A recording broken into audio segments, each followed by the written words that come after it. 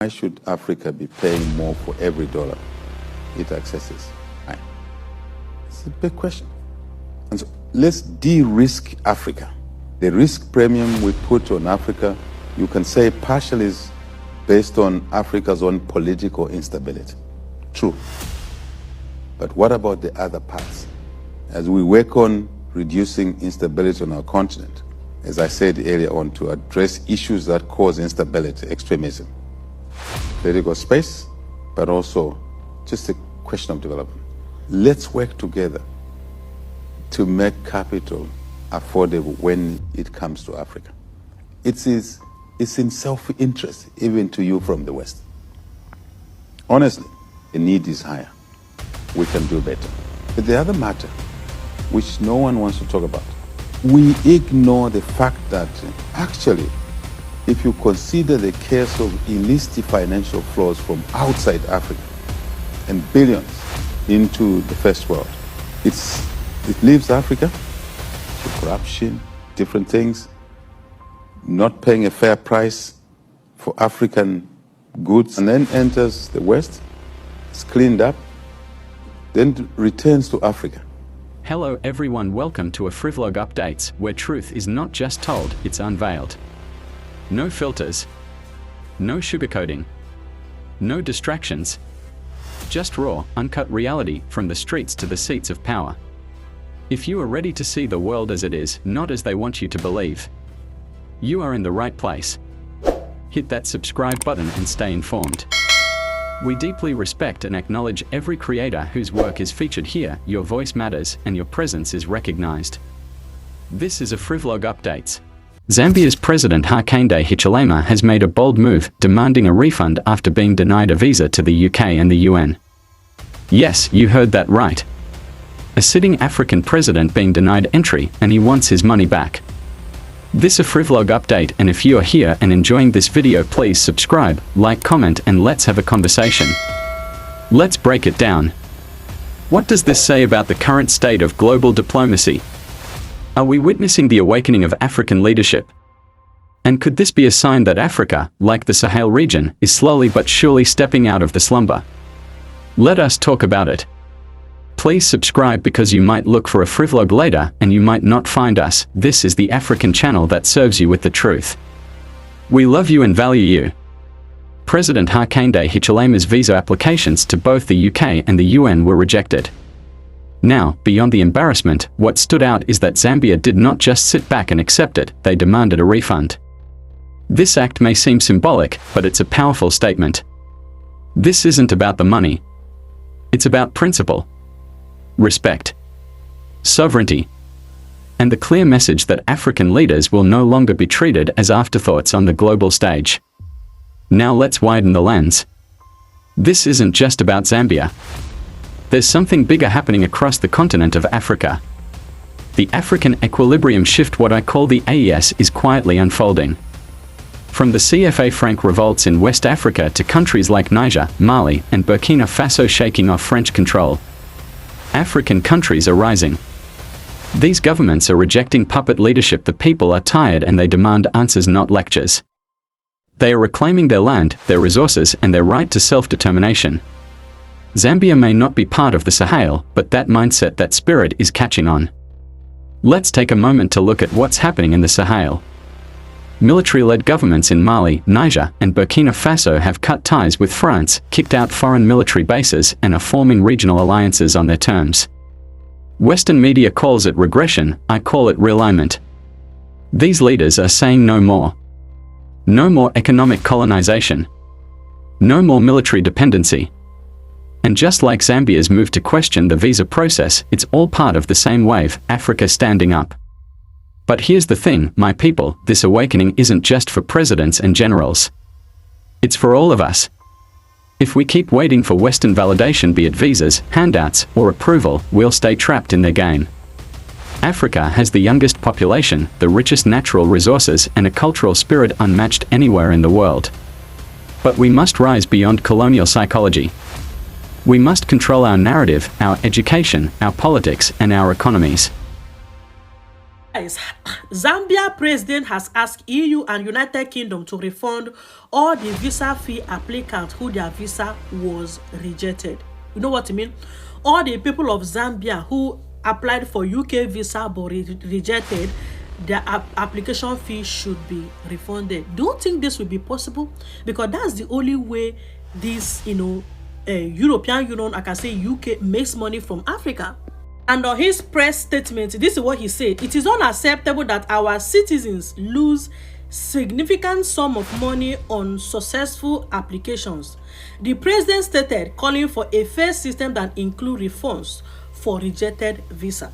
He went ahead to say that it's unfair and a great burden to people of Zambia when their requests are denied, often without clear justification. Now I want to ask, do you think that the UK government or United Kingdom government would accept this offer to refund every applicant that their visa was denied? Do you think this will be possible? Although the UK government have not responded to this demand yet, we are looking forward to know what their response might be. But if they actually accept refund for visa applicants that their visa were denied, I think Nigeria also should implement this, because the billions these people are making from failed visa approval is unbelievable. Guys, Zambia president has revealed that in 2024 alone, that African countries collectively lost over $70 million due to rejected visa applications to Europe and United Kingdom. According to him, he revealed that only Zambia alone lost 44 million pounds to UK visa. Just only UK visa, only Zambia, 44 million pounds in so-called non-refundable visa fees. Even went ahead to reveal that a good numbers of Zambians applied for UK visas, but they were denied, saying that the European countries are pocketing Africans money without a return. Later, the European Union or the EU will show up claiming they are giving loans to Africa, they are loaning Africans, they are borrowing us money and all of that. Anyway, this is Zambians. We never talk of Nigeria because we know that Nigerians applied more visa to UK than Zambia. So I don't know how much UK, United Kingdom are making from, rejected visa applicants from Nigerians. Anyway, he's making a point though. And also, I'll have to ask him, he is the leader, he is the president. Why not fix the country so that the people don't travel to UK? Because if you have a working system in Africa, if his system is working, his government and his administration is working, there's no way this good number of people will leave Zambia and other African countries. I think our leaders should also take accountability for their failure. There's got to be a time when the people of Zambia can rise up and say enough is enough. When we decentralize, the MPs will have no need to be job seeking here. They'll be seeking jobs from where they come from. Right now, they stay in Lusaka for 11 months in a year, and they cheat their constituents that they are at Parliament. When they are at Parliament Motel, taking cheap drinks and doing nothing. When they go back to their constituencies, most of our rural MPs have nothing to take back to their constituencies. That's why they hang around Lusaka. 40 billion we allocate it in Bar, and it goes to the people in Kwembe. The elected officials, who are the MPs and the councillors, have to sit there and decide who gets what, where, how. They would have no need to be here because they know that they will be managed in Chirubi.